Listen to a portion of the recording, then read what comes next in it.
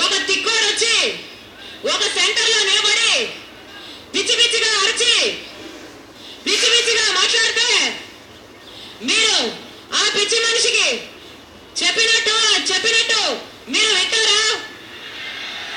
ఆ పిచ్చి మనిషి చెప్పినట్టు మీరు ఓట్లేస్తారా? ఈ పవన్ కళ్యాణ్కి ఆ పిచ్చివానికి తేడా లేదు. ఈ పవన్ కళ్యాణ్ ఈయన పేరుకు తగ్గట్టే అన్ని గాలి మాటలే, అన్ని సొల్లు మాటలే.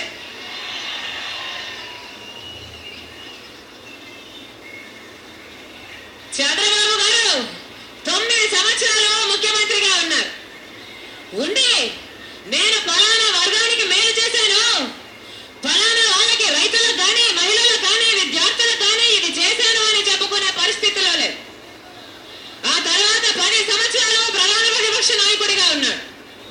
ఉండి నేను ప్రజల పక్షాన ఫలానా పోరాటం చేశాను, ప్రజల సమస్యలు ఫలానది సాధించాను, ఫలానది ప్రజల కోసము నేను తీసుకొచ్చాను అని చెప్పుకునే పరిస్థితిలో చంద్రబాబు గారు లేరు.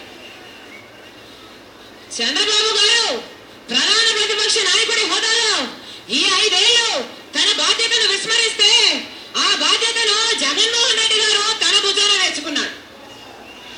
ఈ 5 ఏళ్లు చంద్రబాబు గారు ప్రజలకు వచ్చిన ఏ ఒక్క సమస్యలో పోరాటాలు చేయలేదు. ఈ 5 ఏళ్లు ప్రజల పక్షాన ఎవరైనా నిలబడ్డారు అంటే, ప్రజలకు వచ్చిన సమస్య తనది అనుకుని ఎవరైనా పోరాటం చేశారు అంటే అది ఒక్క జగన్మోహన్ రెడ్డి గారు మాత్రమే చేశారు.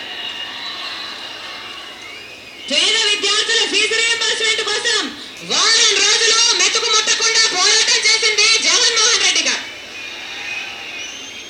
రైతుల కోసం, చేనేతల కోసం పెంచిన ఛార్జీలు తగ్గించడం కోసం రోజుల తరబడి నిరాహార దీక్షలు చేసింది జగన్మోహన్ రెడ్డి గారు.